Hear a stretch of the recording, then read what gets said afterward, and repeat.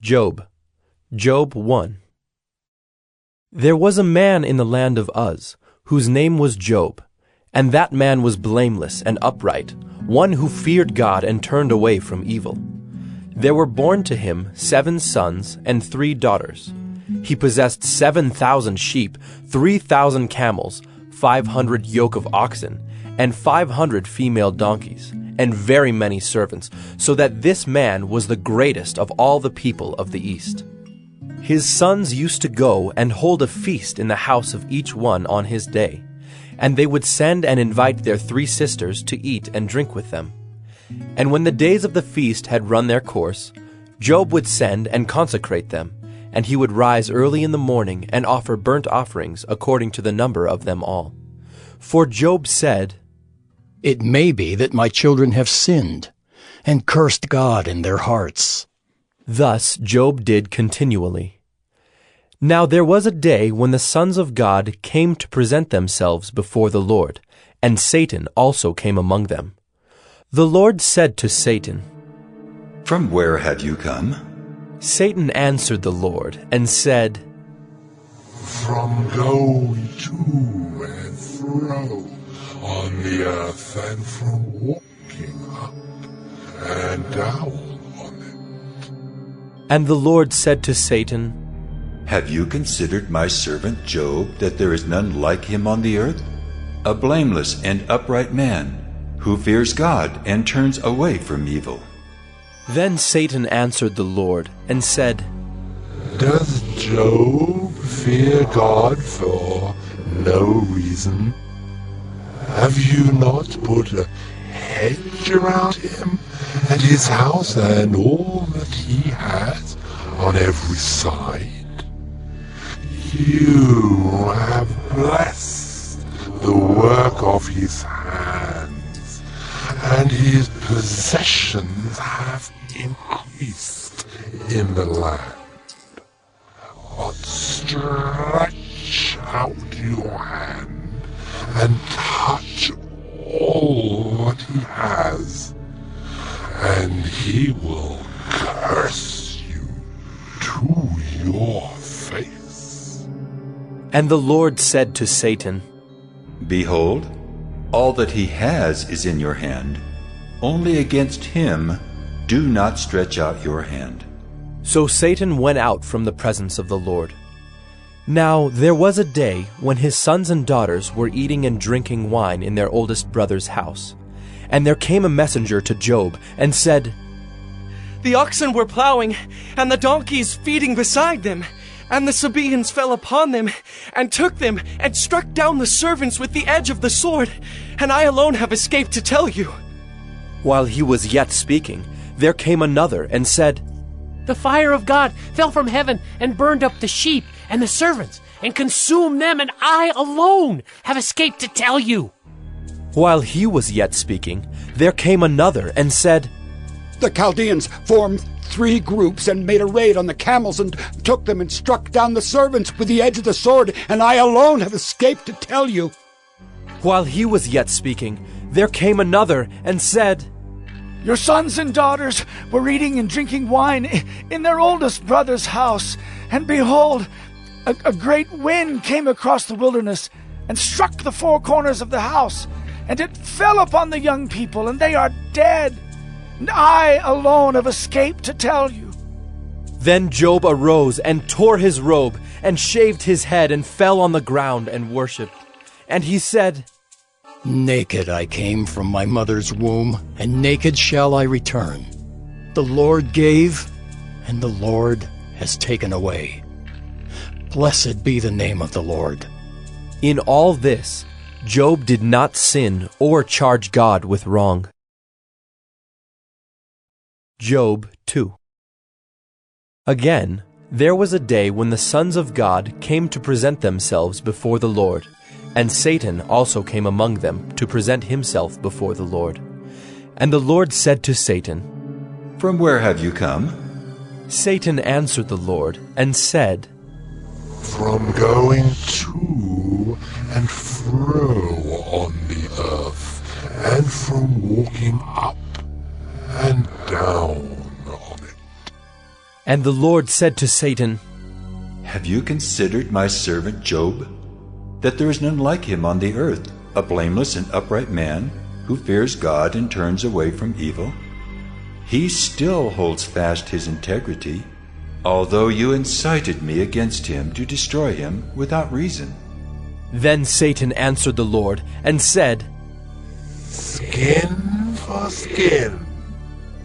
All that a man has, he will give for his life.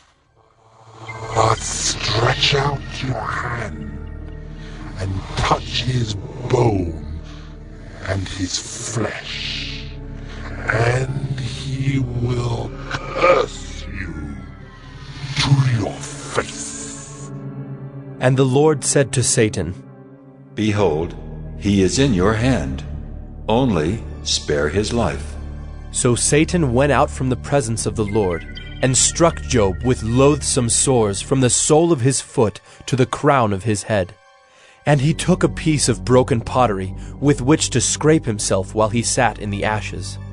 Then his wife said to him, Do you still hold fast your integrity? Curse God and die. But he said to her, You speak as one of the foolish women would speak. Shall we receive good from God, and shall we not receive evil?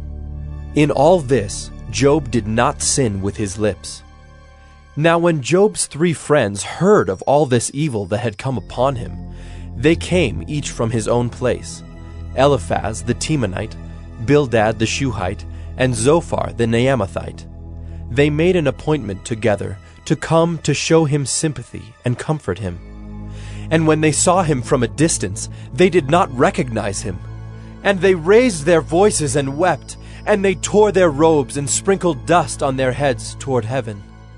And they sat with him on the ground 7 days and 7 nights, and no one spoke a word to him, for they saw that his suffering was very great.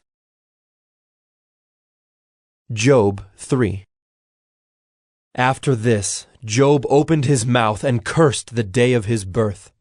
And Job said, Let the day perish on which I was born, and the night that said, A man is conceived, let that day be darkness.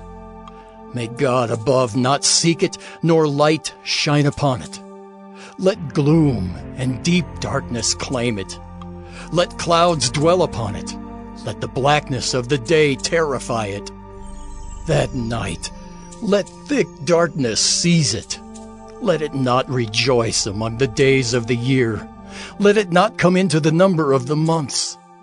Behold, let that night be barren. Let no joyful cry enter it. Let those curse it who curse the day, who are ready to rouse up Leviathan. Let the stars of its dawn be dark. Let it hope for light, but have none, nor see the eyelids of the morning, because it did not shut the doors of my mother's womb, nor hide trouble from my eyes. Why did I not die at birth, come out from the womb, and expire? Why did the knees receive me, or why the breasts that I should nurse? For then I would have laid down and been quiet. I would have slept. Then I would have been at rest with kings and counselors of the earth who rebuilt ruins for themselves, or with princes who had gold, who filled their houses with silver. Or why was I not as a hidden stillborn child, as infants who never see the light? There the wicked cease from troubling, and there the weary are at rest. There the prisoners are at ease together. They hear not the voice of the taskmaster.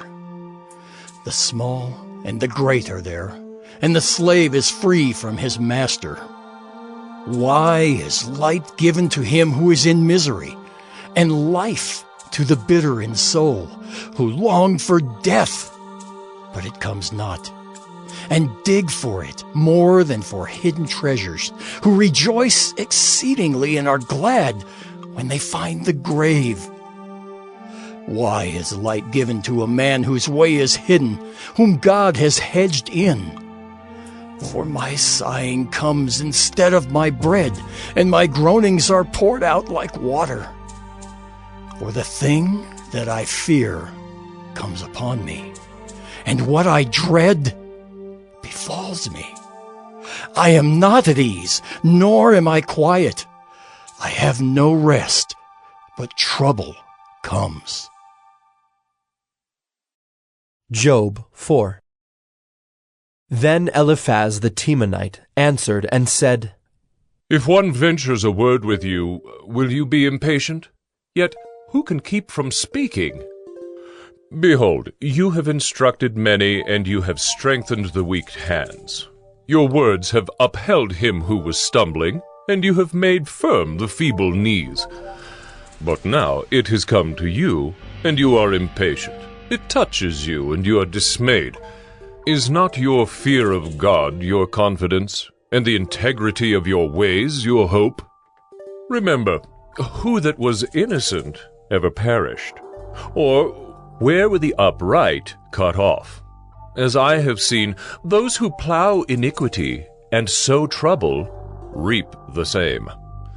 By the breath of God they perish, and by the blast of his anger they are consumed. The roar of the lion, the voice of the fierce lion, the teeth of the young lions are broken. The strong lion perishes for lack of prey, and the cubs of the lioness are scattered. Now a word was brought to me stealthily. My ear received the whisper of it, amid thoughts from visions of the night. When deep sleep falls on men, dread came upon me, and trembling which made all my bones shake. A spirit glided past my face. The hair of my flesh stood up. It stood still, but I could not discern its appearance. A form was before my eyes. There was silence. Then I heard a voice. Can mortal man be in the right before God? Can a man be pure before his Maker? Even in his servants he puts no trust, and his angels he charges with error. How much more those who dwell in houses of clay, whose foundation is in the dust, who are crushed like the moth. Between morning and evening they are beaten to pieces. They perish forever without anyone regarding it. Is not their tent cord plucked up within them? Do they not die, and that without wisdom? Job 5. Call now. Is there anyone who will answer you? To which of the holy ones will you turn? Surely vexation kills the fool, and jealousy slays the simple. I have seen the fool taking root, but suddenly I cursed his dwelling. His children are far from safety. They are crushed in the gate, and there is no one to deliver them. The hungry eat his harvest, and he takes it even out of thorns, and the thirsty pant after his wealth. For affliction does not come from the dust, nor does trouble sprout from the ground, but man is born to trouble as the sparks fly upward. As for me, I would seek God, and to God would I commit my cause, who does great things and unsearchable, marvelous things without number. He gives rain on the earth and sends waters on the fields. He sets on high those who are lowly, and those who mourn are lifted to safety. He frustrates the devices of the crafty so that their hands achieve no success. He catches the wise in their own craftiness, and the schemes of the wily are brought to a quick end. They meet with darkness in the daytime and grope at noonday as in the night. But he saves the needy from the sword of their mouth and from the hand of the mighty, so the poor have hope, and injustice shuts her mouth. Behold, blessed is the one whom God reproves. Therefore despise not the discipline of the Almighty. For he wounds, but he binds up. He shatters, but his hands heal. He will deliver you from 6 troubles. In 7 no evil shall touch you. In famine he will redeem you from death, and in war from the power of the sword. You shall be hidden from the lash of the tongue, and shall not fear destruction when it comes. At destruction and famine you shall laugh, and shall not fear the beasts of the earth. For you shall be in league with the stones of the field, and the beasts of the field shall be at peace with you. You shall know that your tent is at peace, and you shall inspect your fold and miss nothing.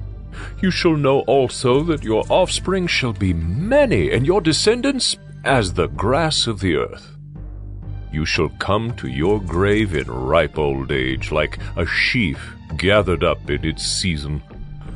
Behold, this we have searched out. It is true. Hear, and know it for your good. Job 6. Then Job answered and said, Oh, that my vexation were weighed, and all my calamity laid in the balances. For then it would be heavier than the sand of the sea. Therefore my words have been rash, for the arrows of the Almighty are in me. My spirit drinks their poison. The terrors of God are arrayed against me. Does the wild donkey bray when he has grass, or the ox low over his fodder? Can that which is tasteless be eaten without salt, or is there any taste in the juice of the mellow? My appetite refuses to touch them. They are as food that is loathsome to me.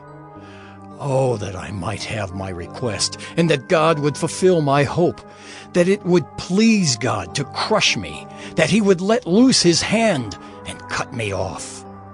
This would be my comfort. I would even exult in pain unsparing, for I have not denied the words of the Holy One. What is my strength that I should wait? And what is my end that I should be patient? Is my strength the strength of stones, or is my flesh bronze? Have I any help in me when resource is driven from me? He who withholds kindness from a friend forsakes the fear of the Almighty. My brothers are treacherous as a torrent bed, as torrential streams that pass away, which are dark with ice, and where the snow hides itself. When they melt, they disappear. When it is hot, they vanish from their place. The caravans turn aside from their course. They go up into the waste and perish. The caravans of Tema look. The travelers of Sheba hope. They are ashamed because they were confident. They come there and are disappointed. For you have now become nothing. You see my calamity and are afraid. Have I said, make me a gift, or from your wealth offer a bribe for me? Or deliver me from the adversary's hand? Or redeem me from the hand of the ruthless? Teach me, and I will be silent. Make me understand how I have gone astray. How forceful are upright words! But what does reproof from you reprove? Do you think that you can reprove words when the speech of a despairing man is wind? You would even cast lots over the fatherless and bargain over your friend. But now, be pleased to look at me, for I will not lie to your face. Please turn, let no injustice be done. Turn now, my vindication is at stake. Is there any injustice on my tongue? Cannot my palate discern the cause of calamity? Job 7. Has not man a hard service on earth, and are not his days like the days of a hired hand? Like a slave who longs for the shadow, and like a hired hand who looks for his wages, so I am allotted months of emptiness, and nights of misery are apportioned to me. When I lie down, I say, when shall I arise? But the night is long, and I am full of tossing till the dawn. My flesh is clothed with worms and dirt. My skin hardens, then breaks out afresh. My days are swifter than a weaver's shuttle, and come to their end without hope. Remember that my life is a breath. My eye will never again see good. The eye of him who sees me will behold me no more. While your eyes are on me, I shall be gone. As the cloud fades and vanishes, so he who goes down to Sheol does not come up. He returns no more to his house, nor does his place know him anymore. Therefore, I will not restrain my mouth. I will speak in the anguish of my spirit. I will complain in the bitterness of my soul. Am I the sea, or a sea monster, that you set a guard over me? When I say, my bed will comfort me, my couch will ease my complaint, then you scare me with dreams and terrify me with visions, so that I would choose strangling and death rather than my bones. I loathe my life. I would not live forever. Leave me alone, for my days are a breath. What is man, that you make so much of him, and that you set your heart on him? Visit him every morning, and test him every moment.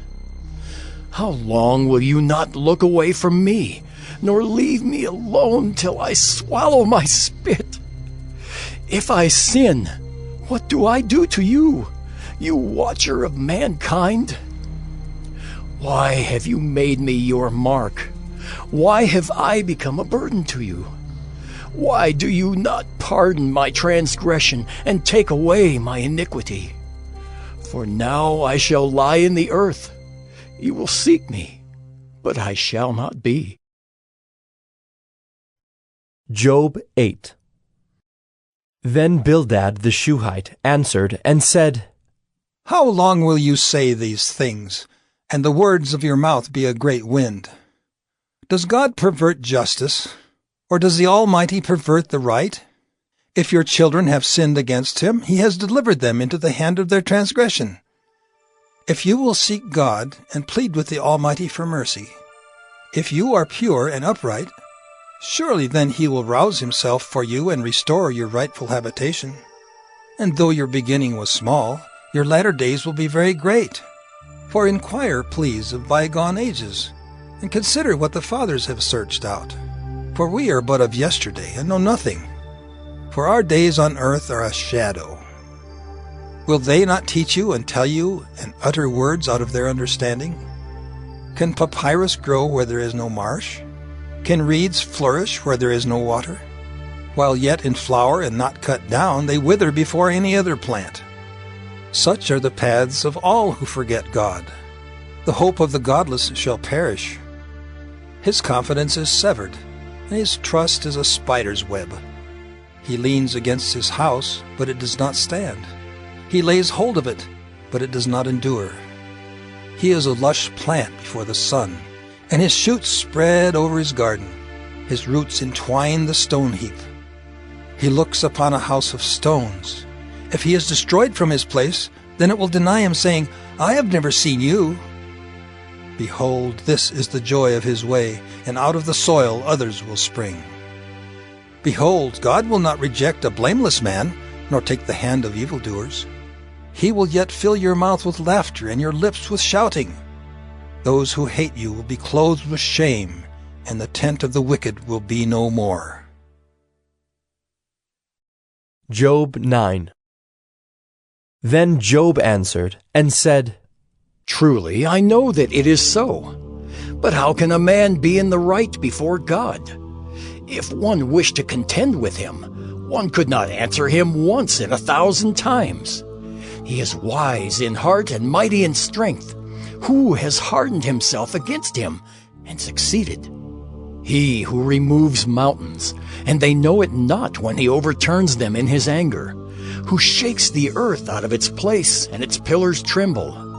Who commands the sun, and it does not rise. Who seals up the stars. Who alone stretched out the heavens and trampled the waves of the sea.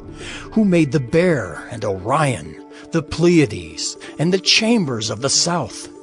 Who does great things beyond searching out, and marvelous things beyond number. Behold, he passes by me, and I see him not. He moves on, but I do not perceive him. Behold, he snatches away. Who can turn him back? Who will say to him, "What are you doing?" God will not turn back his anger. Beneath him bowed the helpers of Rahab. How then can I answer him, choosing my words with him? Though I am in the right, I cannot answer him. I must appeal for mercy to my accuser. If I summoned him and he answered me, I would not believe that he was listening to my voice. For he crushes me with a tempest and multiplies my wounds without cause. He will not let me get my breath, but fills me with bitterness. If it is a contest of strength, behold, he is mighty. If it is a matter of justice, who can summon him? Though I am in the right, my own mouth would condemn me. Though I am blameless, he would prove me perverse. I am blameless. I regard not myself. I loathe my life.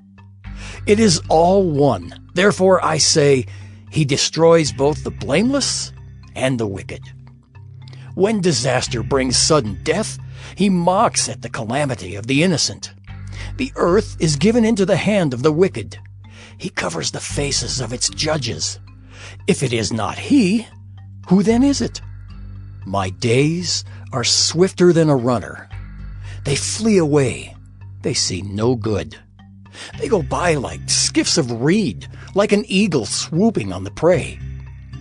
If I say, I will forget my complaint, I will put off my sad face and be of good cheer, I become afraid of all my suffering, for I know you will not hold me innocent.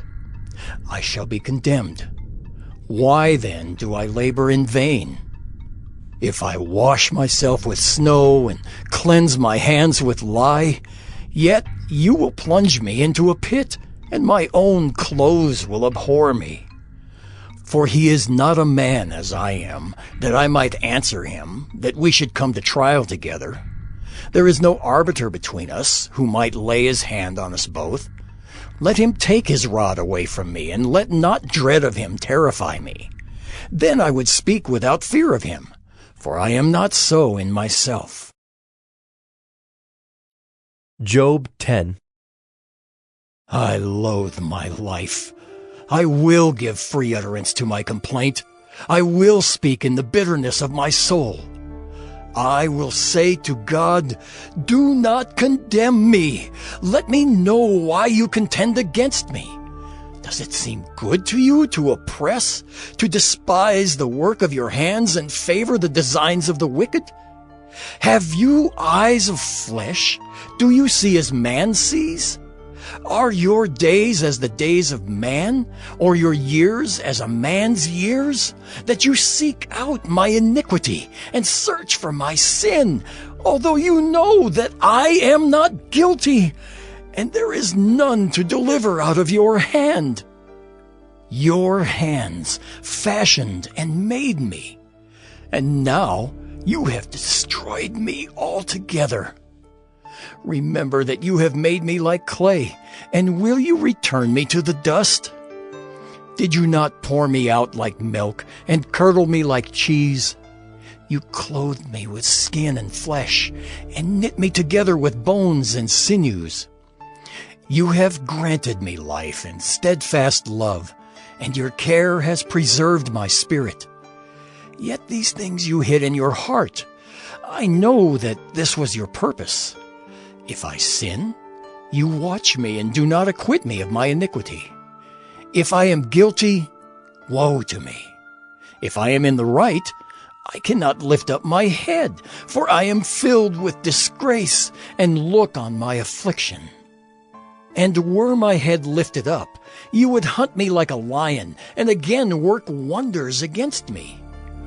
You renew your witnesses against me and increase your vexation toward me.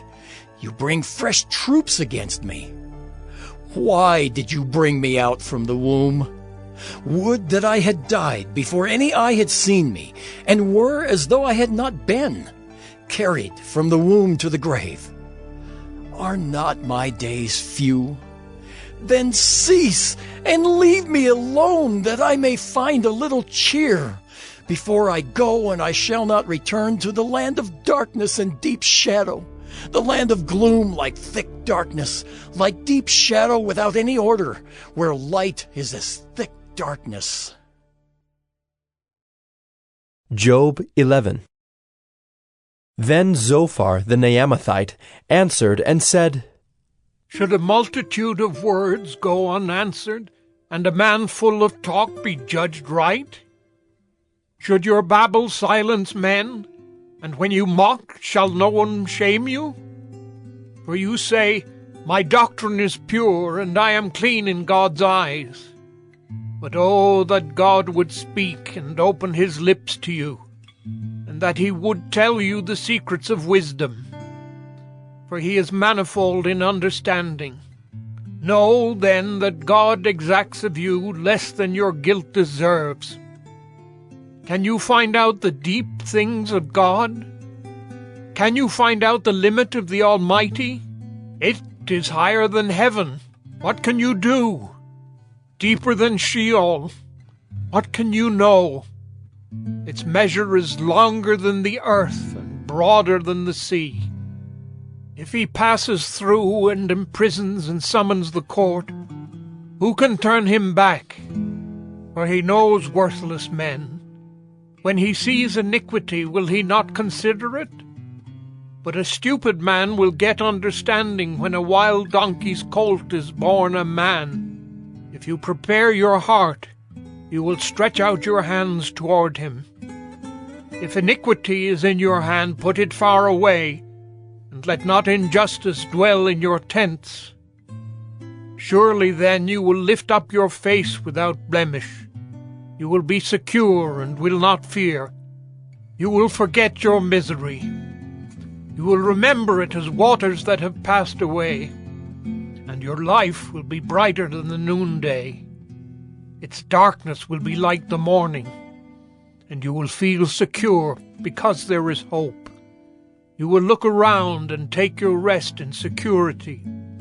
You will lie down, and none will make you afraid. Many will court your favor, but the eyes of the wicked will fail. All way of escape will be lost to them, and their hope is to breathe their last. Job 12.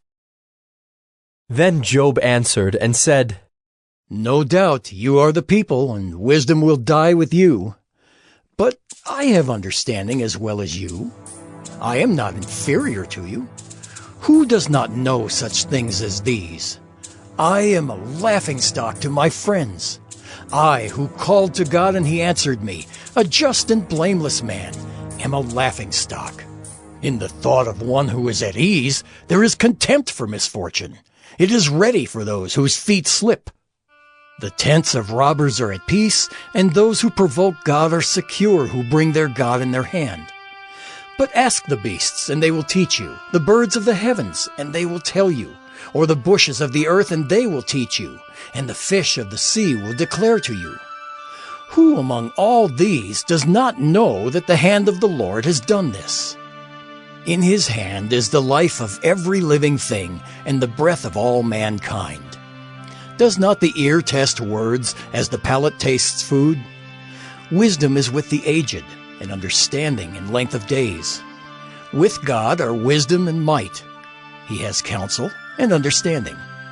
If he tears down, none can rebuild.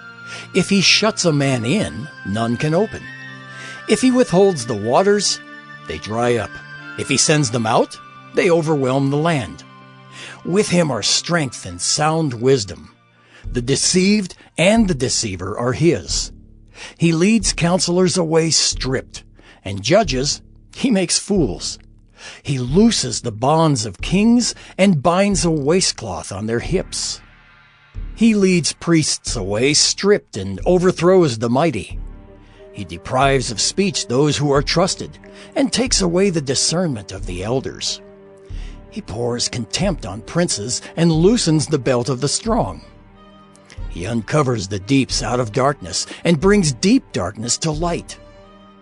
He makes nations great. and he destroys them. He enlarges nations and leads them away.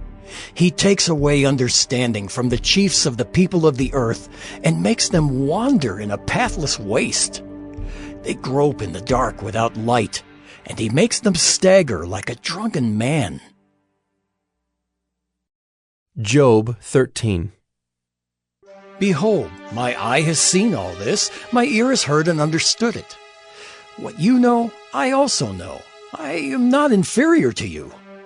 But I would speak to the Almighty, and I desire to argue my case with God.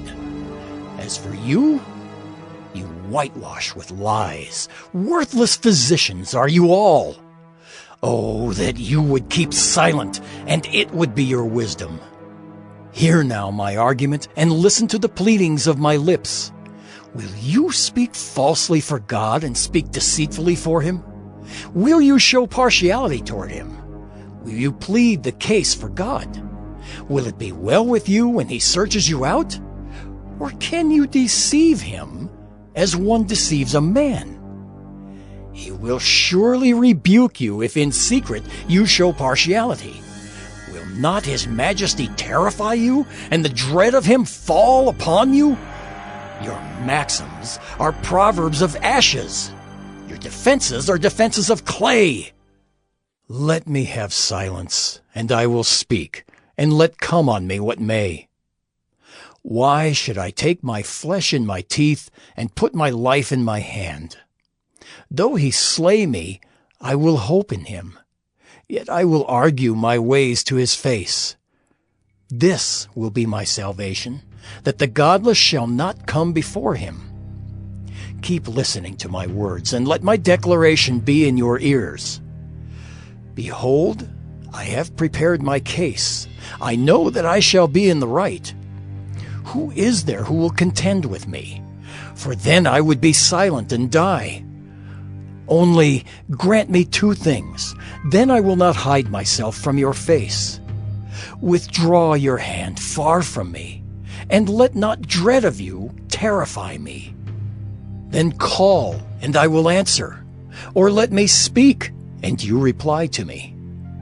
How many are my iniquities and my sins? Make me know my transgression and my sin. Why do you hide your face and count me as your enemy? Will you frighten a driven leaf and pursue dry chaff? For you write bitter things against me and make me inherit the iniquities of my youth. You put my feet in the stocks and watch all my paths.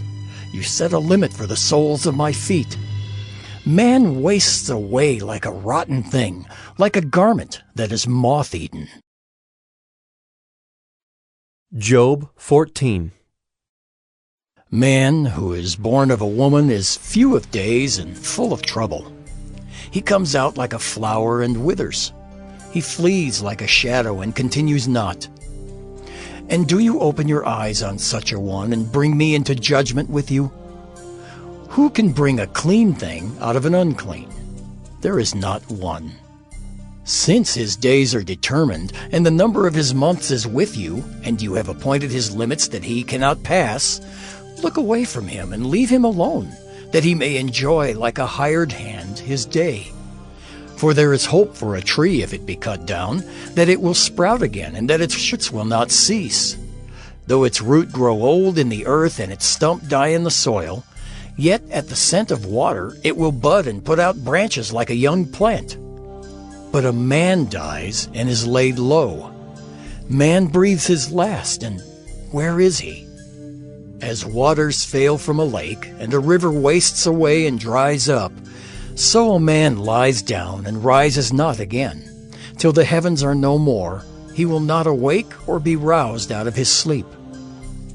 Oh, that you would hide me in Sheol, that you would conceal me until your wrath be past, that you would appoint me a set time and remember me. If a man dies, shall he live again? All the days of my service I would wait till my renewal should come. You would call, and I would answer you. You would long for the work of your hands, for then you would number my steps. You would not keep watch over my sin. My transgression would be sealed up in a bag, and you would cover over my iniquity. But the mountain falls and crumbles away, and the rock is removed from its place. The waters wear away the stones, the torrents wash away the soil of the earth. So you destroy the hope of man. You prevail forever against him, and he passes. You change his countenance and send him away. His sons come to honor, and he does not know it. They are brought low, and he perceives it not. He feels only the pain of his own body, and he mourns only for himself. Job 15. Then Eliphaz the Temanite answered and said, Should a wise man answer with windy knowledge, and fill his belly with the east wind? Should he argue in unprofitable talk or in words with which he can do no good? But you are doing away with the fear of God and hindering meditation before God. For your iniquity teaches your mouth, and you choose the tongue of the crafty. Your own mouth condemns you, and not I. Your own lips testify against you. Are you the first man who was born? Or were you brought forth before the hills?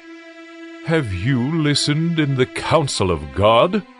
And do you limit wisdom to yourself? What do you know that we do not know? What do you understand that is not clear to us? Both the gray-haired and the aged are among us, older than your father. Are the comforts of God too small for you, or the word that deals gently with you? Why does your heart carry you away, and why do your eyes flash, that you turn your spirit against God and bring such words out of your mouth? What is man that he can be pure, or he who is born of a woman that he can be righteous? Behold, God puts no trust in his holy ones, and the heavens are not pure in his sight. How much less one who is abominable and corrupt, a man who drinks injustice like water? I will show you. Hear me, and what I have seen I will declare. What wise men have told without hiding it from their fathers, to whom alone the land was given, and no stranger passed among them? The wicked man writhes in pain all his days, through all the years that are laid up for the ruthless. Dreadful sounds are in his ears.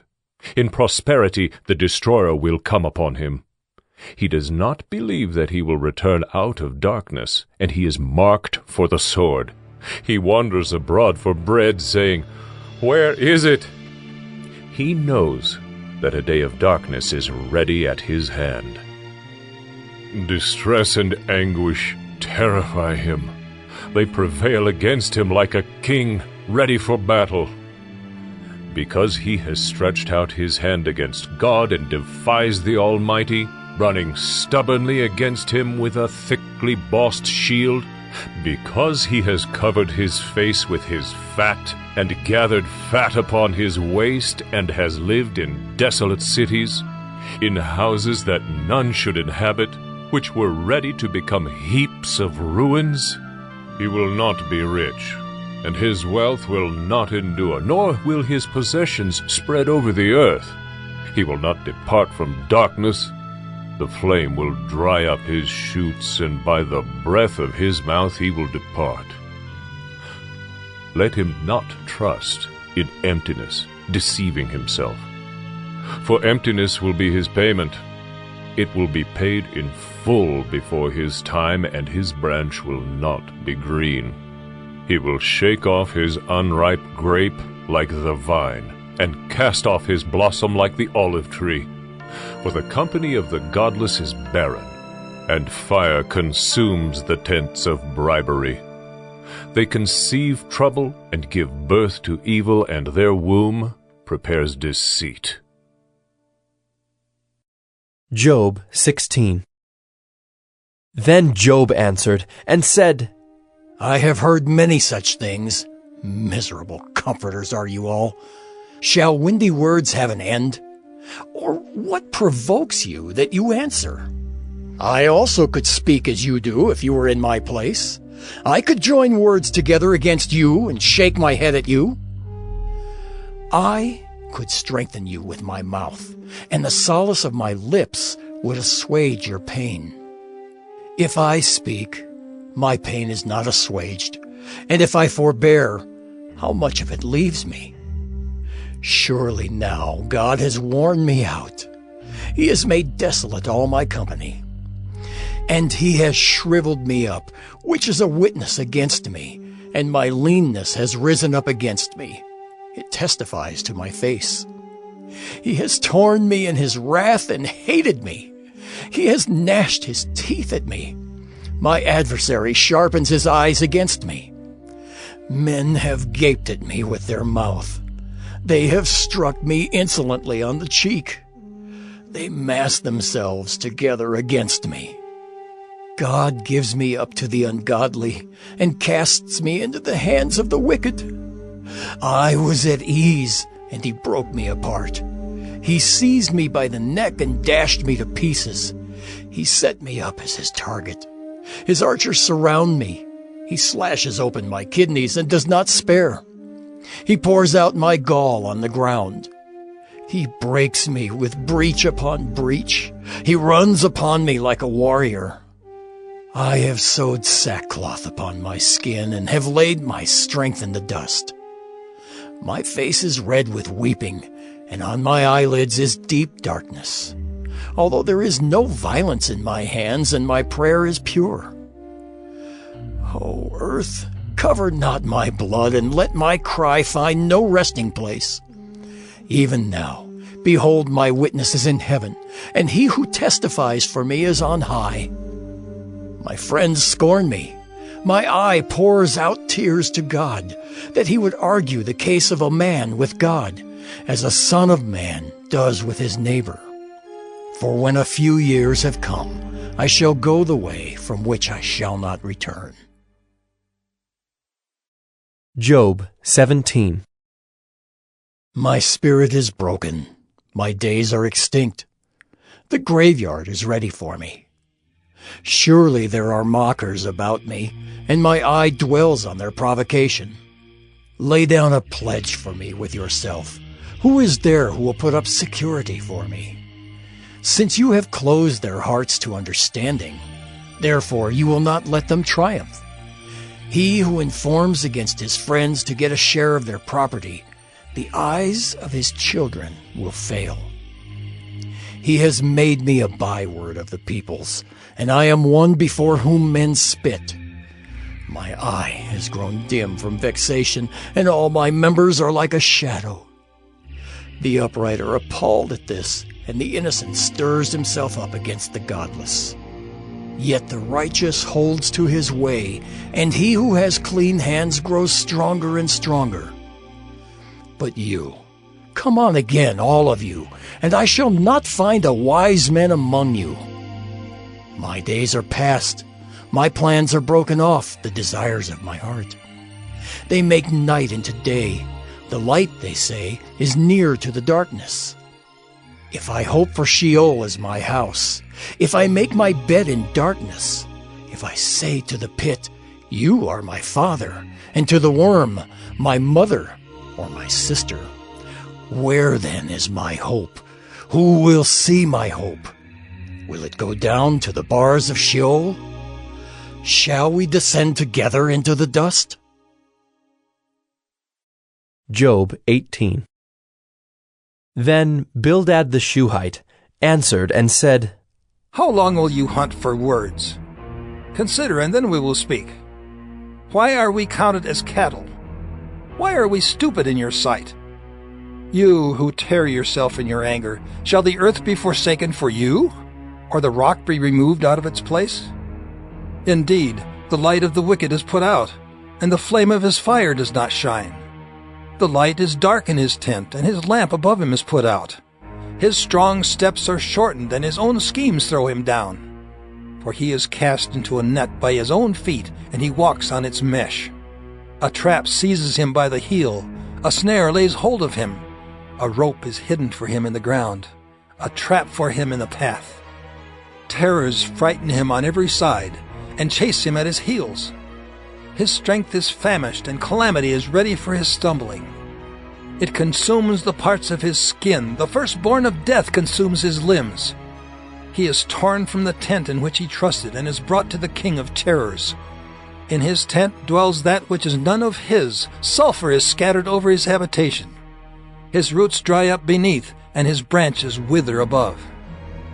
His memory perishes from the earth, and he has no name in the street. He is thrust from light into darkness and driven out of the world. He has no posterity or progeny among his people, and no survivor where he used to live. They of the west are appalled at his day, and horror seizes them of the east. Surely such are the dwellings of the unrighteous, such is the place of him who knows not God.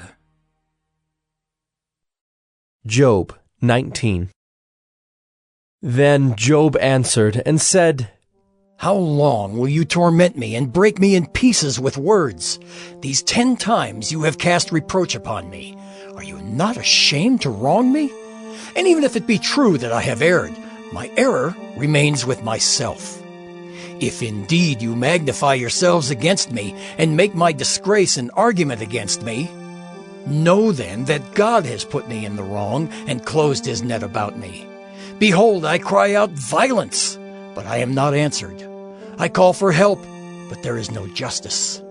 He has walled up my way so that I cannot pass, and he has set darkness upon my paths. He has stripped from me my glory and taken the crown from my head. He breaks me down on every side, and I am gone, and my hope has he pulled up like a tree.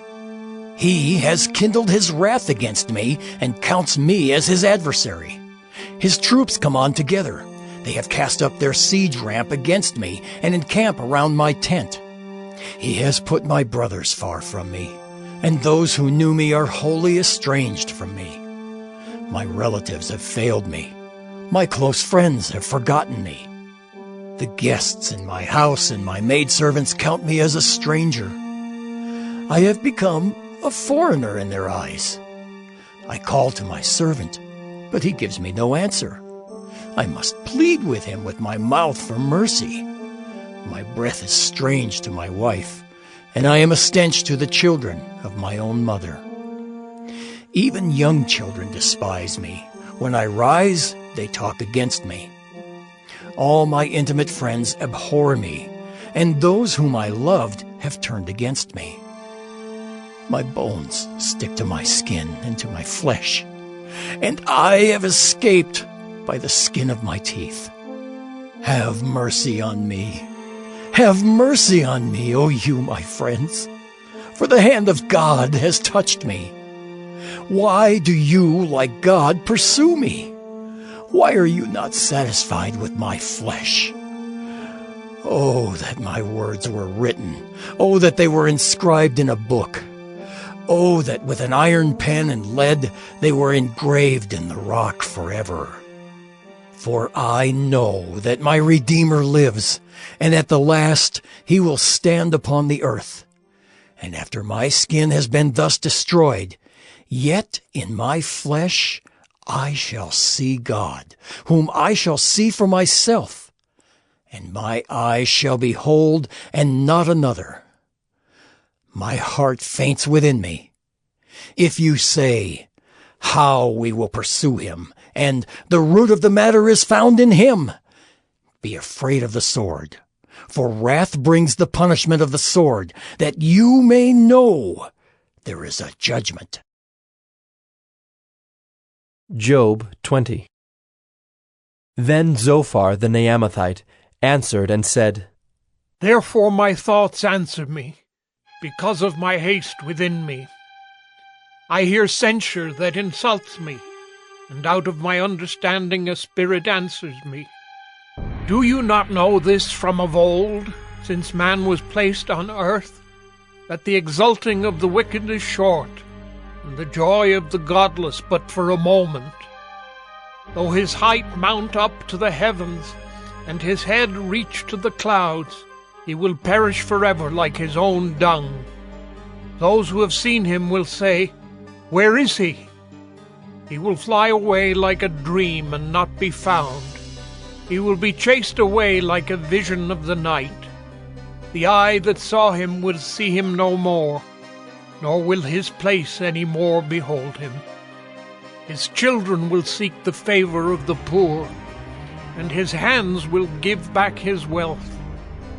His bones are full of his youthful vigor, but it will lie down with him in the dust. Though evil is sweet in his mouth, though he hides it under his tongue, though he is loath to let it go and holds it in his mouth, yet his food is turned in his stomach. It is the venom of cobras within him. He swallows down riches and vomits them up again. God casts them out of his belly. He would suck the poison of cobras. The tongue of a viper will kill him. He will not look upon the rivers, the streams flowing with honey and curds. He will give back the fruit of his toil, and will not swallow it down. From the profit of his trading he will get no enjoyment, for he has crushed and abandoned the poor. He has seized a house that he did not build. Because he knew no contentment in his belly, he will not let anything in which he delights escape him. There was nothing left after he had eaten. Therefore his prosperity will not endure. In the fullness of his sufficiency he will be in distress. The hand of everyone in misery will come against him. To fill his belly to the full, God will send his burning anger against him, and rain it upon him into his body. He will flee from an iron weapon. A bronze arrow will strike him through. It is drawn forth and comes out of his body. The glittering point comes out of his gallbladder. Terrors come upon him. Utter darkness is laid up for his treasures. A fire not fanned will devour him. What is left in his tent will be consumed. The heavens will reveal his iniquity, and the earth will rise up against him. The possessions of his house will be carried away, dragged off in the day of God's wrath. This is the wicked man's portion from God, the heritage decreed for him by God. Job 21. Then Job answered and said, Keep listening to my words, and let this be your comfort. Bear with me, and I will speak, and after I have spoken, mock on. As for me, is my complaint against man? Why should I not be impatient? Look at me and be appalled, and lay your hand over your mouth. When I remember, I am dismayed, and shuddering seizes my flesh. Why do the wicked live, reach old age, and grow mighty in power? Their offspring are established in their presence, and their descendants before their eyes. Their houses are safe from fear, and no rod of God is upon them. Their bull breeds without fail. Their cow calves and does not miscarry. They send out their little boys like a flock, and their children dance. They sing to the tambourine and the lyre, and rejoice to the sound of the pipe. They spend their days in prosperity, and in peace they go down to Sheol. They say to God, Depart from us. We do not desire the knowledge of your ways. What is the Almighty that we should serve him? And what profit do we get if we pray to him? Behold, is not their prosperity in their hand? The counsel of the wicked is far from me. How often is it that the lamp of the wicked is put out, that their calamity comes upon them, that God distributes pains in his anger, that they are like straw before the wind, and like chaff that the storm carries away? You say, God stores up their iniquity for their children. Let him pay it out to them, that they may know it. Let their own eyes see their destruction, and let them drink of the wrath of the Almighty. For what do they care for their houses after them, when the number of their months is cut off? Will any teach God knowledge, seeing that he judges those who are on high? One dies in his full vigor, being wholly at ease and secure, his pails full of milk and the marrow of his bones moist. Another dies in bitterness of soul, never having tasted of prosperity. They lie down alike in the dust, and the worms cover them. Behold, I know your thoughts and your schemes to wrong me. For you say, Where is the house of the prince? Where is the tent in which the wicked lived? Have you not asked those who travel the roads, and do you not accept their testimony that the evil man is spared in the day of calamity, that he is rescued in the day of wrath? Who declares his way to his face, and who repays him for what he has done? When he is carried to the grave, watch is kept over his tomb. The clods of the valley are sweet to him. All mankind follows after him, and those who go before him are innumerable. How then will you comfort me with empty nothings? There is nothing left of your answers but falsehood. Job 22. Then Eliphaz the Temanite answered and said, Can a man be profitable to God? Surely he who is wise is profitable to himself. Is it any pleasure to the Almighty if you are in the right? Or is it gain to him if you make your ways blameless?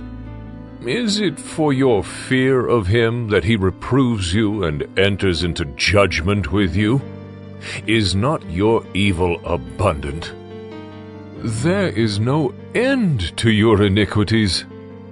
For you have exacted pledges of your brothers for nothing, and stripped the naked of their clothing. You have given no water to the weary to drink, and you have withheld bread from the hungry.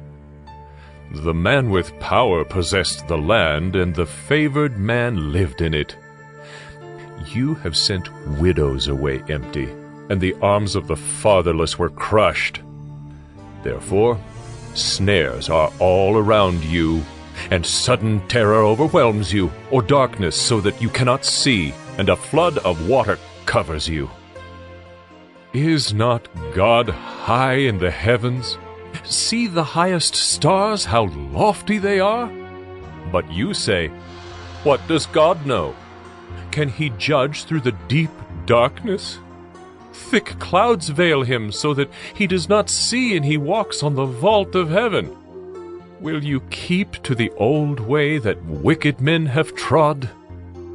They were snatched away before their time.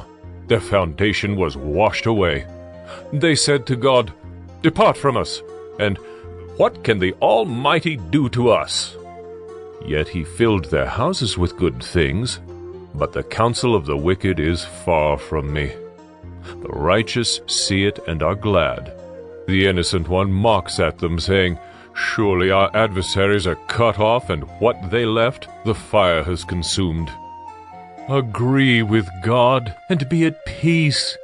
Thereby good will come to you. Receive instruction from his mouth, and lay up his words in your heart. If you return to the Almighty, you will be built up. If you remove injustice far from your tents, if you lay gold in the dust, and gold of Ophir among the stones of the torrent bed, then the Almighty will be your gold and your precious silver. For then you will delight yourself in the Almighty and lift up your face to God. You will make your prayer to him, and he will hear you, and you will pay your vows. You will decide on a matter, and it will be established for you. And light will shine on your ways, for when they are humbled, you say, It is because of pride. But he saves the lowly. He delivers even the one who is not innocent, who will be delivered through the cleanness of your hands. Job 23. Then Job answered and said, Today also my complaint is bitter. My hand is heavy on account of my groaning. Oh, that I knew where I might find him, that I might come even to his seat. I would lay my case before him and fill my mouth with arguments. I would know what he would answer me and understand what he would say to me. Would he contend with me in the greatness of his power? No, he would pay attention to me. There an upright man could argue with him, and I would be acquitted forever by my judge. Behold, I go forward, but he is not there, and backward, but I do not perceive him. On the left hand, when he is working, I do not behold him. He turns to the right hand, but I do not see him. But he knows the way that I take. When he has tried me, I shall come out as gold. My foot has held fast to his steps. I have kept his way, and have not turned aside. I have not departed from the commandment of his lips. I have treasured the words of his mouth more than my portion of food. But he is unchangeable, and who can turn him back? What he desires, that he does. For he will complete what he appoints for me, and many such things are in his mind. Therefore, I am terrified at his presence. When I consider, I am in dread of him. God has made my heart faint. The Almighty has terrified me. Yet I am not silenced because of the darkness, nor because thick darkness covers my face. Job 24. Why are not times of judgment kept by the Almighty? And why do those who know him never see his days? Some move landmarks. They seize flocks and pasture them. They drive away the donkey of the fatherless. They take the widow's ox for a pledge. They thrust the poor off the road. The poor of the earth all hide themselves. Behold, like wild donkeys in the desert, the poor go out to their toil, seeking game. The wasteland yields food for their children. They gather their fodder in the field, and they glean the vineyard of the wicked man. They lie all night naked, without clothing, and have no covering in the cold. They are wet with the rain of the mountains, and cling to the rock for lack of shelter. There are those who snatch the fatherless child from the breast, and they take a pledge against the poor. They go about naked, without clothing. Hungry, they carry the sheaves. Among the olive rows of the wicked they make oil. They tread the wine presses, but suffer thirst.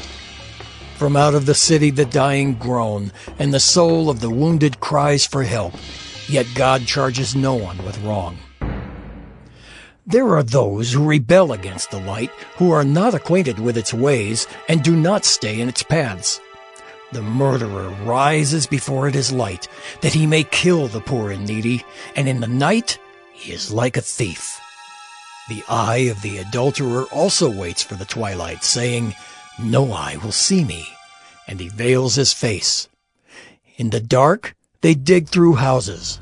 By day they shut themselves up. They do not know the light. For deep darkness is morning to all of them, for they are friends with the terrors of deep darkness. You say, Swift are they on the face of the waters, their portion is cursed in the land. No treader turns toward their vineyards. Drought and heat snatch away the snow waters. So does Sheol those who have sinned. The womb forgets them, the worm finds them sweet. They are no longer remembered, so wickedness is broken like a tree. They wrong the barren, childless woman and do no good to the widow. Yet God prolongs the life of the mighty by his power. They rise up when they despair of life. He gives them security, and they are supported, and his eyes are upon their ways. They are exalted a little while, and then are gone. They are brought low and gathered up like all others. They are cut off like the heads of grain. If it is not so, who will prove me a liar and show that there is nothing in what I say? Job 25. Then Bildad the Shuhite answered and said, Dominion and fear are with God. He makes peace in his high heaven. Is there any number to his armies? Upon whom does his light not arise? How then can man be in the right before God? How can he who was born of woman be pure? Behold, even the moon is not bright, and the stars are not pure in his eyes. How much less man who is a maggot, and the son of man who is a worm? Job 26.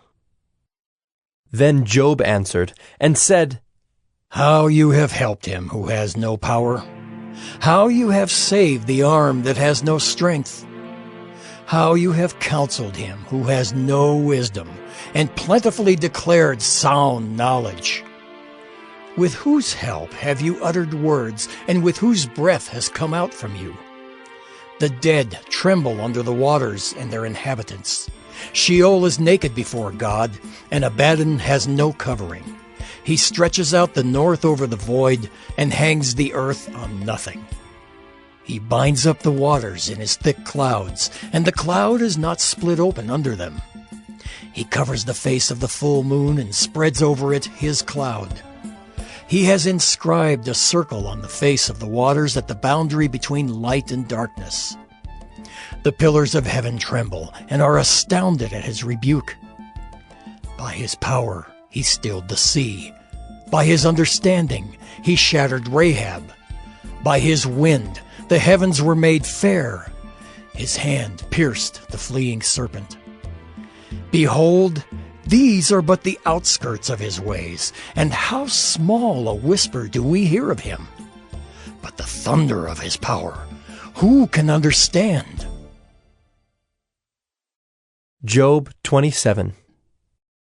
And Job again took up his discourse, and said, As God lives, who has taken away my right, and the Almighty who has made my soul bitter? As long as my breath is in me, and the Spirit of God is in my nostrils, my lips will not speak falsehood, and my tongue will not utter deceit. Far be it from me to say that you are right.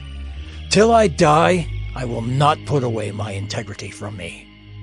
I hold fast my righteousness, and will not let it go. My heart does not reproach me for any of my days.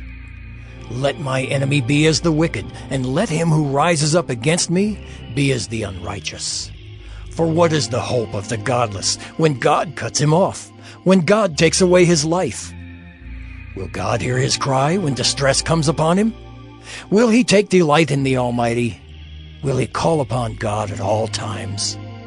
I will teach you concerning the hand of God. What is with the Almighty I will not conceal. Behold, all of you have seen it yourselves. Why then have you become altogether vain? This is the portion of a wicked man with God, and the heritage that oppressors receive from the Almighty. If his children are multiplied, it is for the sword, and his descendants have not enough bread. Those who survive him the pestilence buries, and his widows do not weep. Though he heap up silver like dust, and pile up clothing like clay, he may pile it up, but the righteous will wear it, and the innocent will divide the silver. He builds his house like a moth's, like a booth that a watchman makes. He goes to bed rich, but will do so no more. He opens his eyes, and his wealth is gone. Terrors overtake him like a flood. In the night, a whirlwind carries him off. The east wind lifts him up, and he is gone. It sweeps him out of his place.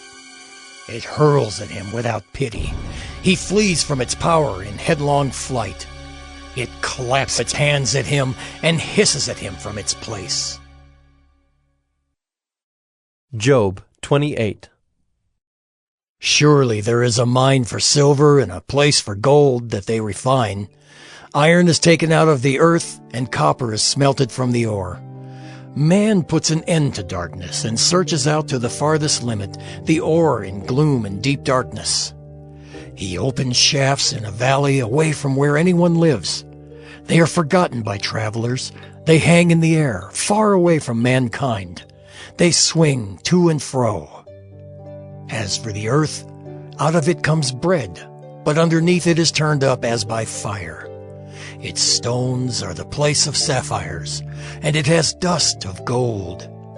That path no bird of prey knows, and the falcon's eye has not seen it. The proud beasts have not trodden it, the lion has not passed over it.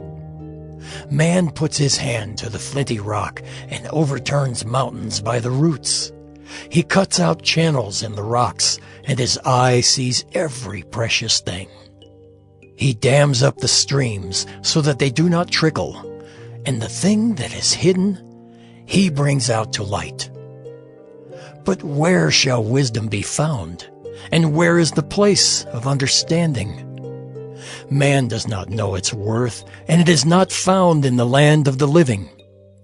The deep says, "It is not in me," and the sea says, "It is not with me." It cannot be bought for gold, and silver cannot be weighed as its price. It cannot be valued in the gold of Ophir, in precious onyx or sapphire. Gold and glass cannot equal it, nor can it be exchanged for jewels of fine gold. No mention shall be made of coral or of crystal. The price of wisdom is above pearls. The topaz of Ethiopia cannot equal it, nor can it be valued in pure gold. From where then does wisdom come? And where is the place of understanding? It is hidden from the eyes of all living, and concealed from the birds of the air. Abaddon and Death say, "We have heard a rumor of it with our ears." God understands the way to it, and he knows its place. For he looks to the ends of the earth, and sees everything under the heavens. When he gave to the wind its weight, and apportioned the waters by measure, when he made a decree for the rain and a way for the lightning of the thunder, then he saw it and declared it. He established it and searched it out. And he said to man, "Behold, the fear of the Lord, that is wisdom, and to turn away from evil is understanding." Job 29. And Job again took up his discourse, and said, "Oh, that I were as in the months of old, as in the days when God watched over me, when his lamp shone upon my head, and by his light I walked through darkness as I was in my prime, when the friendship of God was upon my tent, when the Almighty was yet with me, when my children were all around me, when my steps were washed with butter, and the rock poured out for me streams of oil. When I went out to the gate of the city, when I prepared my seat in the square, the young men saw me and withdrew, and the aged rose and stood. The princes refrained from talking and laid their hand on their mouth. The voice of the nobles was hushed, and their tongues stuck to the roof of their mouth. When the ear heard, it called me blessed, and when the eye saw, it approved. Because I delivered the poor who cried for help, and the fatherless who had none to help him.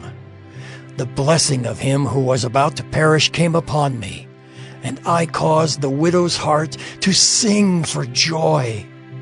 I put on righteousness, and it clothed me. My justice was like a robe and a turban. I was eyes to the blind and feet to the lame. I was a father to the needy, and I searched out the cause of him whom I did not know.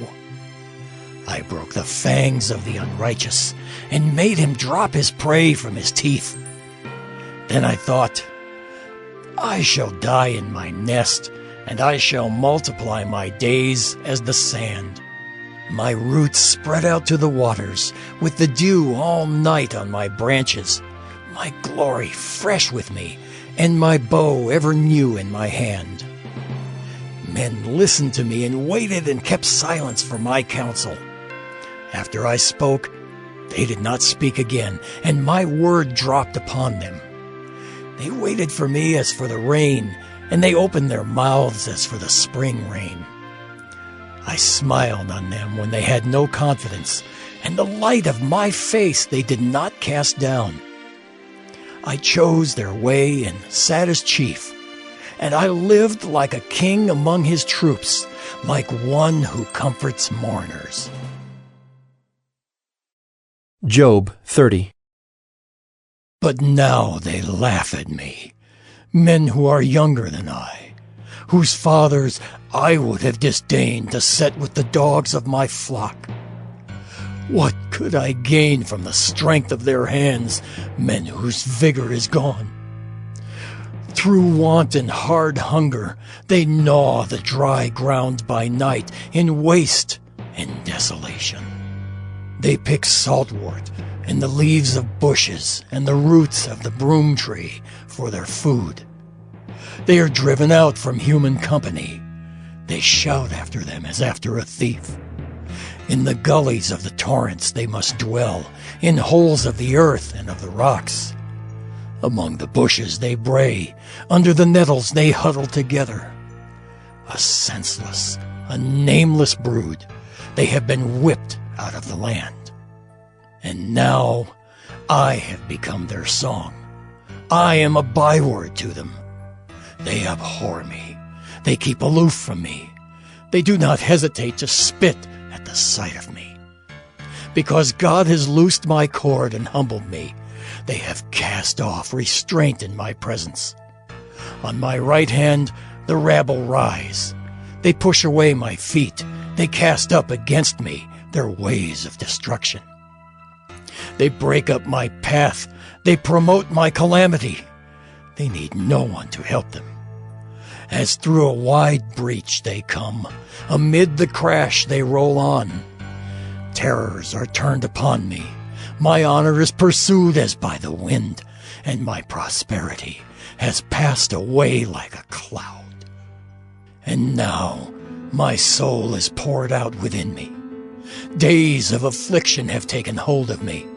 The night racks my bones, and the pain that gnaws me takes no rest. With great force my garment is disfigured. It binds me about like the collar of my tunic. God has cast me into the mire, and I have become like dust and ashes. I cry to you for help, and you do not answer me. I stand, and you only look at me. You have turned cruel to me. With the might of your hand you persecute me. You lift me up on the wind. You make me ride on it, and you toss me about in the roar of the storm. For I know that you will bring me to death and to the house appointed for all living. Yet does not one in a heap of ruins stretch out his hand and in his disaster cry for help? Did not I weep for him whose day was hard? Was not my soul grieved for the needy? But when I hoped for good, evil came, and when I waited for light, darkness came. My inward parts are in turmoil and never still. Days of affliction come to meet me. I go about darkened, but not by the sun. I stand up in the assembly and cry for help. I am a brother of jackals and a companion of ostriches. My skin turns black and falls from me, and my bones burn with heat. My lyre is turned to mourning, and my pipe to the voice of those who weep. Job 31. I have made a covenant with my eyes. How then could I gaze at a virgin? What would be my portion from God above and my heritage from the Almighty on high? Is not calamity for the unrighteous and disaster for the workers of iniquity? Does not he see my ways and number all my steps? If I have walked with falsehood and my foot has hastened to deceit, let me be weighed in a just balance, and let God know my integrity. If my step is turned aside from the way and my heart has gone after my eyes, and if any spot is stuck to my hands, then let me sow and another eat, and let what grows for me be rooted out. If my heart has been enticed toward a woman, and I have lain in wait at my neighbor's door, then let my wife grind for another, and let others bow down on her. For that would be a heinous crime. That would be an iniquity to be punished by the judges. For that would be a fire that consumes as far as Abaddon, and it would burn to the root all my increase. If I have rejected the cause of my manservant or my maidservant when they brought a complaint against me, what then shall I do when God rises up? When he makes inquiry, What shall I answer him? Did not he who made me in the womb make him? And did not one fashion us in the womb?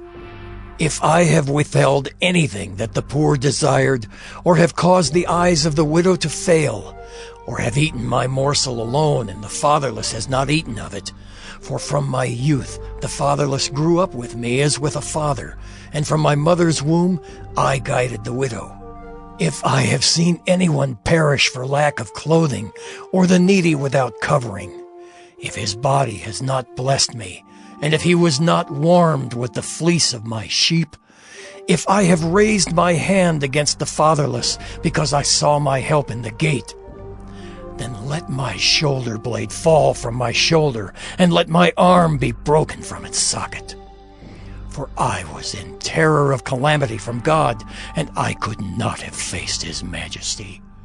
If I have made gold my trust, or called fine gold my confidence, if I have rejoiced because my wealth was abundant, or because my hand had found much, if I have looked at the sun when it shone, or the moon moving in splendor, and my heart has been secretly enticed, and my mouth has kissed my hand, this also would be an iniquity to be punished by the judges, for I would have been false to God above. If I have rejoiced at the ruin of him who hated me, or exulted when evil overtook him, I have not let my mouth sin by asking for his life with a curse. If the men of my tent have not said, "Who is there that has not been filled with his meat?" The sojourner has not lodged in the street. I have opened my doors to the traveler. If I have concealed my transgressions as others do, by hiding my iniquity in my bosom, because I stood in great fear of the multitude, and the contempt of families terrified me, so that I kept silence and did not go out of doors. Oh, that I had one to hear me. Here is my signature. Let the Almighty answer me. Oh, that I had the indictment written by my adversary. Surely I would carry it on my shoulder. I would bind it on me as a crown. I would give him an account of all my steps. Like a prince I would approach him. If my land has cried out against me, and its furrows have wept together, if I have eaten its yield without payment, and made its owners breathe their last, let thorns grow instead of wheat, and foul weeds instead of barley. The words of Job are ended. Job 32. So these 3 men ceased to answer Job, because he was righteous in his own eyes. Then Elihu the son of Barachel the Buzite, of the family of Ram, burned with anger. He burned with anger at Job, because he justified himself rather than God. He burned with anger also at Job's 3 friends, because they had found no answer, although they had declared Job to be in the wrong. Now Elihu had waited to speak to Job, because they were older than he. And when Elihu saw that there was no answer in the mouth of these 3 men, he burned with anger. And Elihu the son of Barachel the Buzite answered and said, I am young in years, and you are aged. Therefore I was timid and afraid to declare my opinion to you. I said, Let days speak, and many years teach wisdom. But it is the spirit in man, the breath of the Almighty, that makes him understand. It is not the old who are wise, nor the aged who understand what is right. Therefore I say, Listen to me. Let me also declare my opinion. Behold, I waited for your words, I listened for your wise sayings while you searched out what to say.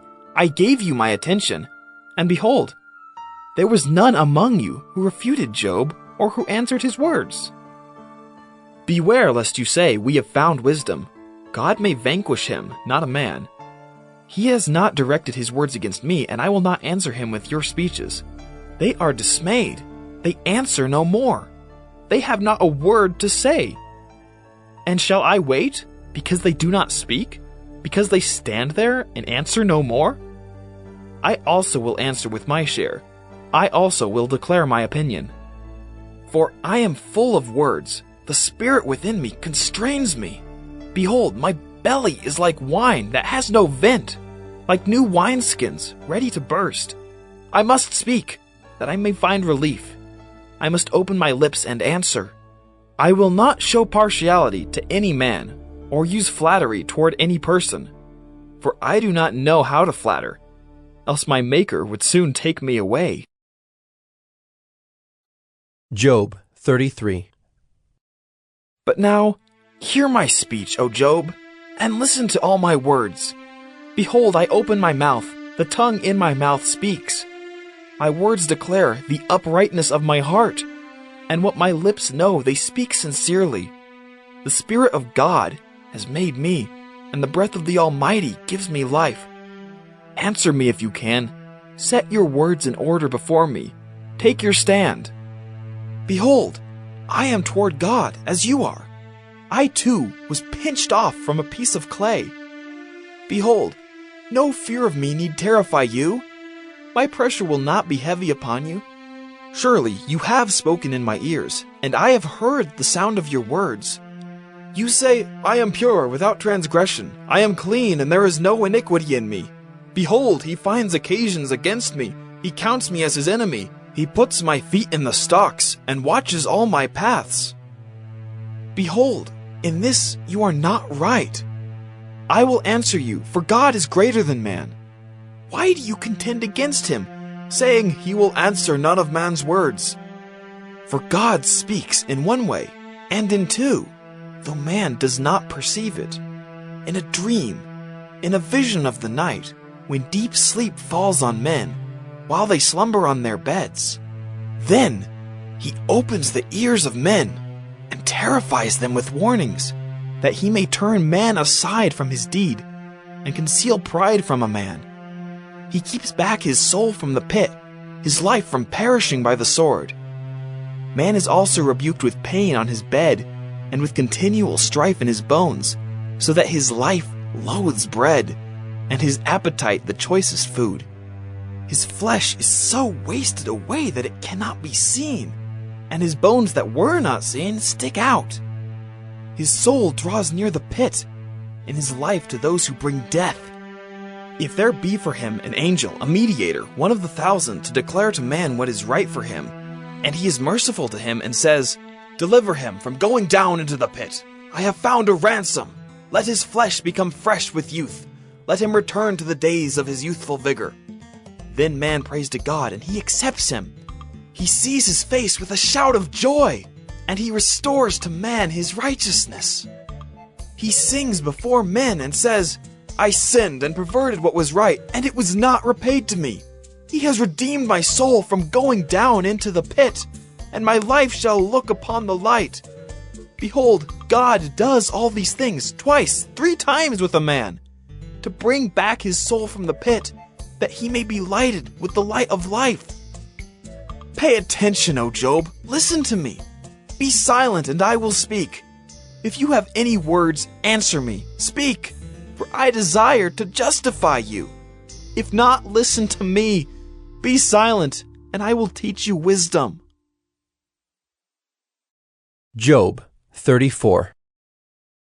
Then Elihu answered and said, Hear my words, you wise men, and give ear to me, you who know, for the ear tests words as the palate tastes food. Let us choose what is right. Let us know among ourselves what is good. For Job has said, I am in the right, and God has taken away my right. In spite of my right, I am counted a liar. My wound is incurable, though I am without transgression. What man is like Job, who drinks up scoffing like water, who travels in company with evildoers and walks with wicked men? For he has said, It profits a man nothing that he should take delight in God. Therefore, hear me, you men of understanding. Far be it from God that he should do wickedness, and from the Almighty that he should do wrong. For according to the work of a man, he will repay him, and according to his ways, he will make it befall him. Of a truth, God will not do wickedly, and the Almighty will not pervert justice. Who gave him charge over the earth? And who laid on him the whole world? If he should set his heart to it, and gather to himself his spirit and his breath, all flesh would perish together. and man would return to dust. If you have understanding, hear this. Listen to what I say. Shall one who hates justice govern? Will you condemn him who is righteous and mighty, who says to a king, worthless one, and to nobles, wicked man, who shows no partiality to princes, nor regards the rich more than the poor, for they are all the work of his hands? In a moment they die. At midnight the people are shaken and pass away, and the mighty are taken away by no human hand. For his eyes are in the ways of a man, and he sees all his steps. There is no gloom or deep darkness where evildoers may hide themselves. For God has no need to consider a man further, that he should go before God in judgment. He shatters the mighty without investigation, and sets others in their place. Thus, knowing their works, he overturns them in the night, and they are crushed. He strikes them for their wickedness in a place for all to see, because they turned aside from following him, and had no regard for any of his ways, so that they caused the cry of the poor to come to him, and he heard the cry of the afflicted. When he is quiet, who can condemn? When he hides his face, who can behold him? Whether it be a nation or a man, that a godless man should not reign, that he should not ensnare the people. For has anyone said to God, I have borne punishment, I will not offend any more. Teach me what I do not see. If I have done iniquity, I will do it no more. Will he then make repayment to suit you, because you reject it? For you must choose, and not I. Therefore, declare what you know. Men of understanding will say to me, and the wise man who hears me will say, Job speaks without knowledge. His words are without insight. Would that Job were tried to the end, because he answers like wicked men.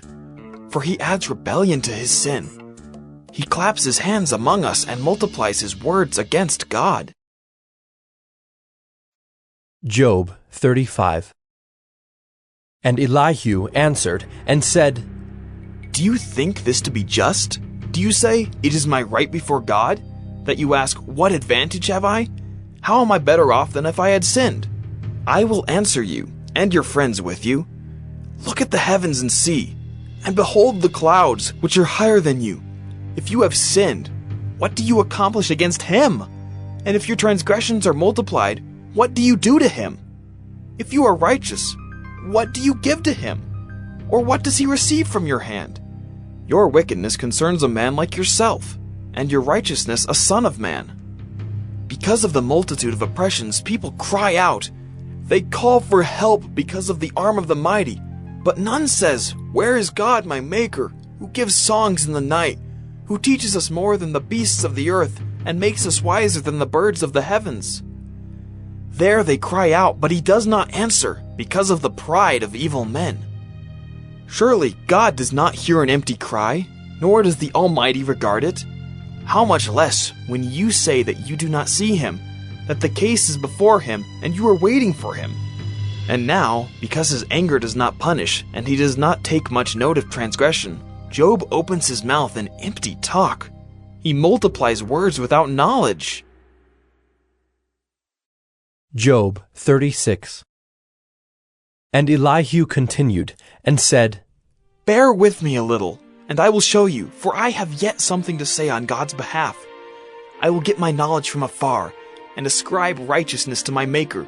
For truly, my words are not false. One who is perfect in knowledge is with you. Behold, God is mighty, and does not despise any. He is mighty in strength of understanding. He does not keep the wicked alive, but gives the afflicted their right. He does not withdraw his eyes from the righteous, but with kings on the throne, he sets them forever, and they are exalted. And if they are bound in chains, and caught in the cords of affliction, then he declares to them their work and their transgressions, that they are behaving arrogantly. He opens their ears to instruction, and commands that they return from iniquity. If they listen and serve him, they complete their days in prosperity, and their years in pleasantness. But if they do not listen, they perish by the sword, and die without knowledge. The godless in heart cherish anger. They do not cry for help when he binds them. They die in youth. and their life ends among the cult prostitutes. He delivers the afflicted by their affliction and opens their ear by adversity. He also allured you out of distress into a broad place where there was no cramping, and what was set on your table was full of fatness. But you are full of the judgment on the wicked. Judgment and justice seize you. Beware, lest wrath entice you into scoffing, and let not the greatness of the ransom turn you aside. Will your cry for help avail to keep you from distress, or all the force of your strength? Do not long for the night when peoples vanish in their place. Take care, do not turn to iniquity, for this you have chosen rather than affliction. Behold, God is exalted in his power. Who is a teacher like him? Who has prescribed for him his way? Or who can say, you have done wrong? Remember to extol his work of which men have sung. All mankind has looked on it. Man beholds it from afar. Behold, God is great, and we know him not. The number of his years is unsearchable. For he draws up the drops of water, they distill his mist in rain, which the skies pour down and drop on mankind abundantly. Can anyone understand the spreading of the clouds, the thunderings of his pavilion? Behold, he scatters his lightning about him, and covers the roots of the sea. For by these he judges peoples, he gives food in abundance. He covers his hands with the lightning, and commands it to strike the mark. Its crashing declares his presence. The cattle also declare that he rises. Job 37. At this also my heart trembles and leaps out of its place. Keep listening to the thunder of his voice and the rumbling that comes from his mouth. Under the whole heaven he lets it go, and his lightning to the corners of the earth. After it, his voice roars. He thunders with his majestic voice, and he does not restrain the lightnings when his voice is heard. God thunders wondrously with his voice. He does great things that we cannot comprehend. For to the snow he says, fall on the earth. Likewise to the downpour, his mighty downpour. He seals up the hand of every man, that all men whom he made may know it. Then the beasts go into their lairs, and remain in their dens. From its chamber comes the whirlwind, and cold from the scattering winds. By the breath of God, ice is given, and the broad waters are frozen fast.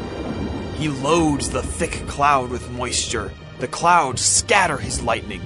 They turn around and around by his guidance, to accomplish all that he commands them on the face of the habitable world. Whether for correction, or for his land, or for love, he causes it to happen. Hear this, O Job. Stop and consider the wondrous works of God. Do you know how God lays his command upon them, and causes the lightning of his cloud to shine? Do you know the balancings of the clouds, the wondrous works of him who is perfect in knowledge? You whose garments are hot when the earth is still because of the south wind? Can you, like him, spread out the skies, hard as a cast metal mirror? Teach us what we shall say to him. We cannot draw up our case because of darkness. Shall it be told him that I would speak? Did a man ever wish that he would be swallowed up? And now, no one looks on the light when it is bright in the skies, when the wind has passed and cleared them. Out of the north comes golden splendor. God is clothed with awesome majesty. The Almighty, we cannot find him. He is great in power. Justice and abundant righteousness he will not violate. Therefore men fear him. He does not regard any who are wise in their own conceit. Job 38. Then the Lord answered Job out of the whirlwind, and said, Who is this that darkens counsel by words without knowledge? Dress for action like a man. I will question you, and you make it known to me. Where were you when I laid the foundation of the earth? Tell me if you have understanding. Who determined its measurements? Surely you know. Or who stretched the line upon it? On what were its bases sunk? Or who laid its cornerstone when the morning stars sang together, and all the sons of God shouted for joy? Or who shut in the sea with doors when it burst out from the womb? When I made clouds its garment and thick darkness its swaddling band, and prescribed limits for it, and set bars and doors, and said, Thus far shall you come, and no farther, and here shall your proud waves be stayed. Have you commanded the morning since your days began, and caused the dawn to know its place, that it might take hold of the skirts of the earth, and the wicked be shaken out of it? It is changed like clay under the seal, and its features stand out like a garment. From the wicked their light is withheld, and their uplifted arm is broken. Have you entered into the springs of the sea, or walked in the recesses of the deep? Have the gates of death been revealed to you, or have you seen the gates of deep darkness? Have you comprehended the expanse of the earth? Declare if you know all this. Where is the way to the dwelling of light? And where is the place of darkness, that you may take it to its territory, and that you may discern the paths to its home? You know, for you were born then, and the number of your days is great. Have you entered the storehouses of the snow, or have you seen the storehouses of the hail, which I have reserved for the time of trouble, for the day of battle and war? What is the way to the place where the light is distributed, or where the east wind is scattered upon the earth? Who has cleft a channel for the torrents of rain, and a way for the thunderbolt, to bring rain on a land where no man is, on the desert in which there is no man, to satisfy the waste and desolate land, and to make the ground sprout with grass? Has the rain a father? Or who has begotten the drops of dew? From whose womb did the ice come forth? And who has given birth to the frost of heaven? The waters become hard like stone, and the face of the deep is frozen.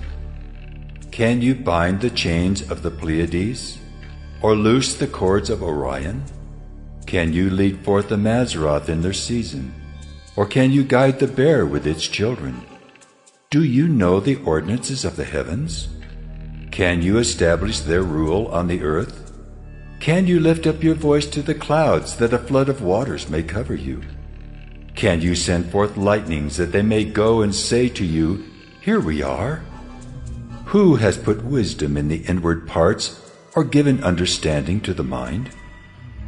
Who can number the clouds by wisdom? Or who can tilt the water skins of the heavens, when the dust runs into a mass, and the clods stick fast together? Can you hunt the prey for the lion, or satisfy the appetite of the young lions when they crouch in their dens, or lie in wait in their thicket? Who provides for the raven its prey when its young ones cry to God for help, and wander about for lack of food? Job 39.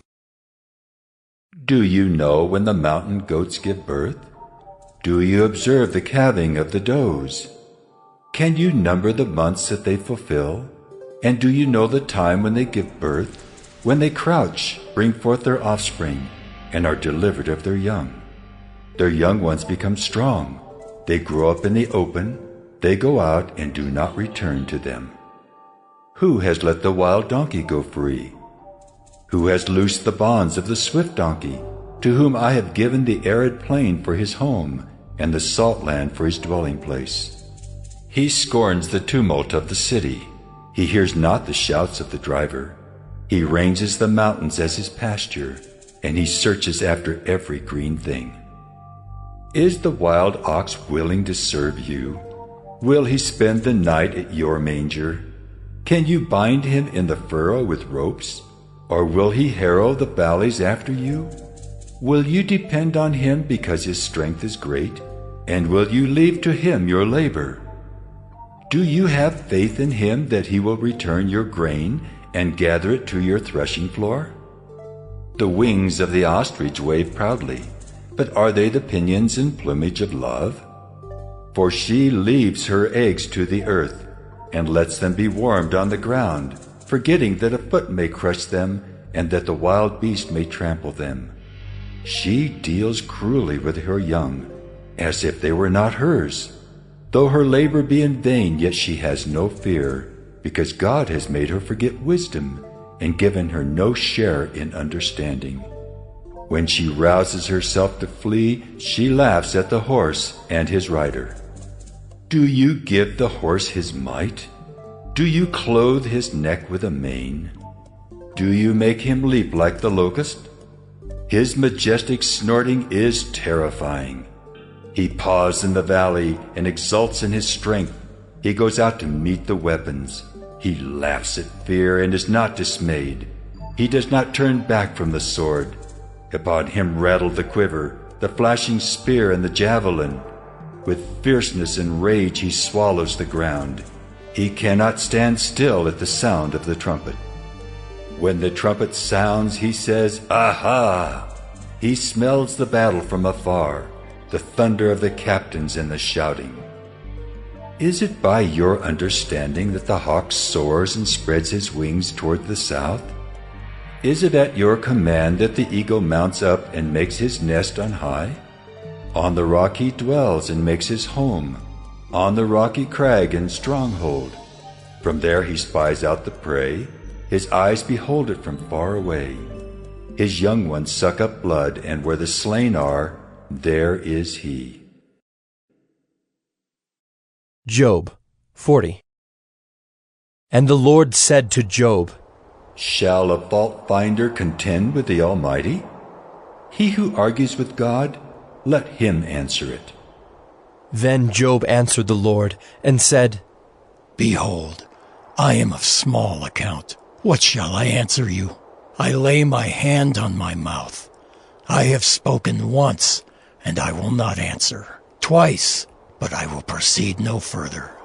Then the Lord answered Job out of the whirlwind and said, Dress for action like a man. I will question you, and you make it known to me. Will you even put me in the wrong? Will you condemn me that you may be in the right? Have you an arm like God, and can you thunder with a voice like his? Adorn yourself with majesty and dignity. Clothe yourself with glory and splendor. Pour out the overflowings of your anger, and look on everyone who is proud and abase him. Look on everyone who is proud, and bring him low, and tread down the wicked where they stand. Hide them all in the dust together, bind their faces in the world below. Then will I also acknowledge to you that your own right hand can save you. Behold Behemoth, which I made as I made you. He eats grass like an ox. Behold his strength in his loins, and his power in the muscles of his belly. He makes his tail stiff like a cedar. The sinews of his thighs are knit together.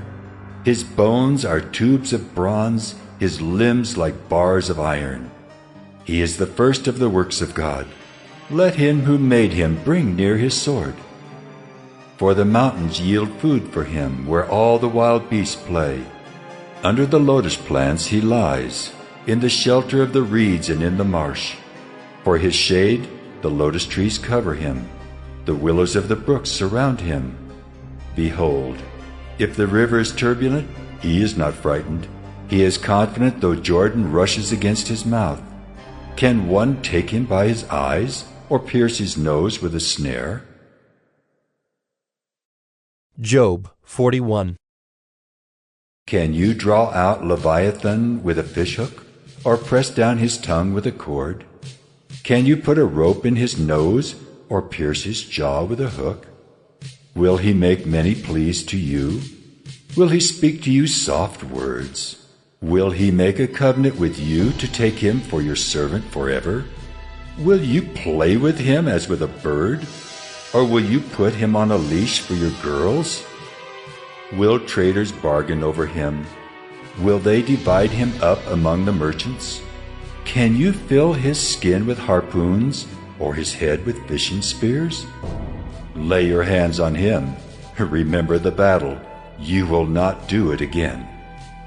Behold, the hope of a man is false. He is laid low even at the sight of him. No one is so fierce that he dares to stir him up. Who then is he who can stand before me? who has first given to me that I should repay him. Whatever is under the whole heaven is mine. I will not keep silence concerning his limbs, or his mighty strength, or his goodly frame. Who can strip off his outer garment? Who would come near him with a bridle? Who can open the doors of his face? Around his teeth is terror. His back is made of rows of shields, shut up closely as with a seal. One is so near to another that no air can come between them. They are joined one to another. They clasp each other and cannot be separated. His sneezings flash forth light, and his eyes are like the eyelids of the dawn. Out of his mouth go flaming torches, sparks of fire leap forth. Out of his nostrils comes forth smoke, as from a boiling pot and burning rushes. His breath kindles coals, and a flame comes forth from his mouth. In his neck abides strength, and terror dances before him. The folds of his flesh stick together, firmly cast on him and immovable. His heart is hard as a stone, hard as the lower millstone. When he raises himself up, the mighty are afraid. At the crashing they are beside themselves. Though the sword reaches him, it does not avail, nor the spear, the dart, or the javelin. He counts iron as straw and bronze as rotten wood. The arrow cannot make him flee. For him slingstones are turned to stubble. Clubs are counted as stubble. He laughs at the rattle of javelins. His underparts are like sharp potsherds. He spreads himself like a threshing sledge on the mire. He makes the deep boil like a pot. He makes the sea like a pot of ointment. Behind him he leaves a shining wake. One would think the deep to be white-haired. On earth there is not his like, a creature without fear. He sees everything that is high. He is king over all the sons of pride. Job 42. Then Job answered the Lord and said, I know that you can do all things, and that no purpose of yours can be thwarted. Who is this that hides counsel without knowledge? Therefore I have uttered what I did not understand, things too wonderful for me, which I did not know. Hear, and I will speak. I will question you, and you make it known to me. I had heard of you by the hearing of the ear, but now my eye sees you. Therefore I despise myself, and repent in dust and ashes. After the Lord had spoken these words to Job, the Lord said to Eliphaz the Temanite, My anger burns against you and against your two friends, for you have not spoken of me what is right as my servant Job has. Now therefore take 7 bulls and 7 rams, and go to my servant Job, and offer up a burnt offering for yourselves. And my servant Job shall pray for you, for I will accept his prayer not to deal with you according to your folly. For you have not spoken of me what is right, as my servant Job has. So Eliphaz the Temanite, and Bildad the Shuhite, and Zophar the Naamathite went and did what the Lord had told them, and the Lord accepted Job's prayer. And the Lord restored the fortunes of Job when he had prayed for his friends. And the Lord gave Job twice as much as he had before. Then came to him all his brothers and sisters, and all who had known him before, and ate bread with him in his house. And they showed him sympathy, and comforted him for all the evil that the Lord had brought upon him. And each of them gave him a piece of money and a ring of gold. And the Lord blessed the latter days of Job more than his beginning. And he had 14,000 sheep, 6,000 camels, 1,000 yoke of oxen, and 1,000 female donkeys. He had also 7 sons and 3 daughters. And he called the name of the first daughter Jemimah, and the name of the second Keziah, and the name of the third Karen-Happuch. And in all the land there were no women so beautiful as Job's daughters. And their father gave them an inheritance among their brothers. And after this, Job lived 140 years, and saw his sons and his sons' sons 4 generations. And Job died an old man and full